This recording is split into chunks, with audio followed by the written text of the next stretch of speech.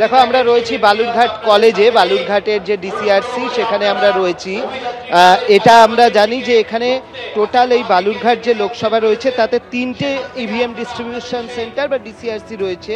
একটা বালুরঘাটে রয়েছে, আরেকটি বুনিয়াদপুরে রয়েছে এবং আরেকটি হচ্ছে উত্তর মানে নর্থ দিনাজপুরের আন্ডারে পড়ছে, সেখানে তোমার ইটাহারের দিকে রয়েছে। তো আমরা এই মুহূর্তে বালুরঘাটে রয়েছি। বালুরঘাটে এখানে আমরা দেখতে পাচ্ছি যে ইভিএম যে ডিস্ট্রিবিউশন সেই ডিস্ট্রিবিউশন কিন্তু ইতিমধ্যেই চলছে, কিন্তু যেটা সমস্যা এখানে সমস্ত সবাই একটা সমস্যায় ভুগছেন যে এখানে প্রচুর ধুলো, এত পরিমাণে ধুলো তুমি দেখতে পাচ্ছ যে এখানে সবাই কেউ মাস্ক, কেউ মুখে রুমাল ইত্যাদি বেঁধে রয়েছেন এবং তাদের বক্তব্য হচ্ছে যে তারা রীতিমতো তাদের এই ধুলোতে প্রায় রীতিমতো অসুবিধে হচ্ছে। আর একটা জায়গা দেখাবো, এখানে এই যে 10 নম্বর যে কাউন্টার রয়েছে সেই কাউন্টারে একটা সমস্যা হচ্ছিল, ইভিএম আসছিল না। এখানে যারা রয়েছেন তাদের সঙ্গে কথা বলবো। আপনাদের কি ইভিএম এসছে?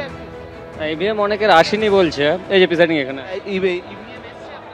আমাদের এসে লাইনে দাঁড়িয়েছি, এখন 152 নম্বর পোলিং স্টেশন আসছে। 10 নম্বর কাউন্টারে অনেকক্ষণ বন্ধ না, এখানে চলছে, ধীর গতিতে চলছে। এখানে আমরা 10 নম্বর কাউন্টারে যাব, 10 নম্বর কাউন্টারে জানবো আপনাদের কি ইভিএম এসছে? ইভিএম না আসেনি, না না না, আমরা পাবো, লাইনে আছি, পাবো, চলছে, দেওয়ার কাজ চলছে।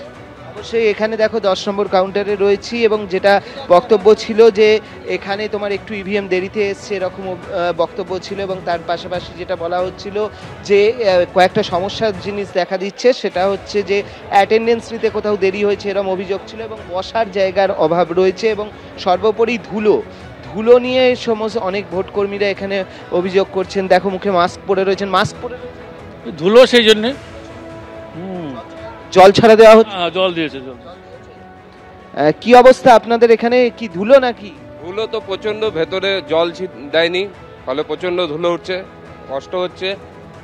খাবার জলের একটা সাফিসিয়েন্ট ব্যবস্থা নেই, এই প্রবলেমগুলো আছে। এখানে দেখো যে ইতিমধ্যেই আমরা দেখতে পাচ্ছি যে এই যে দুটো তোমার রয়েছে, তোমার ভোটের সমস্ত জিনিসপত্র এখানে দিয়ে দেওয়া হয়েছে। তারা নিজের নিজের যে দায়িত্ব রয়েছে সেগুলো তারা বুঝে নিচ্ছেন। মুখে রুমাল বেঁধে রয়েছেন কেন? এত ধুলা, সেই কারণেই প্রচণ্ড, সেই রকম ব্যবস্থা হয়নি, যে প্রচণ্ড ধুলায় ভর্তি হয়ে গেছে, এই কারণেই মুখে মাস্ক পরতে হচ্ছে।